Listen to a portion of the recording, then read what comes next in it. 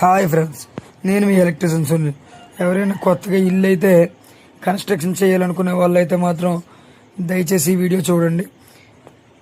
దానికి ఎలక్ట్రికల్ కానీ, ప్లంబింగ్ కానీ, శానిటరీ కానీ, మెటీరియల్ కానీ పడినట్లయితే ముందుగానే తీసుకోండి ఫ్రెండ్స్. ఎందుకంటే ఏప్రిల్ 1 నుంచి అయితే మాత్రం మెటీరియల్ పైన కాస్ట్ అయితే పెరిగిపోతుంది. అసలు ఓల్డ్ రేట్స్ అయితే ఇవ్వరు.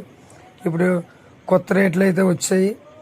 5 to 6% అయితే కాస్ట్ పెరుగుతుంది అనమాట 1వ తారీఖు నుండి.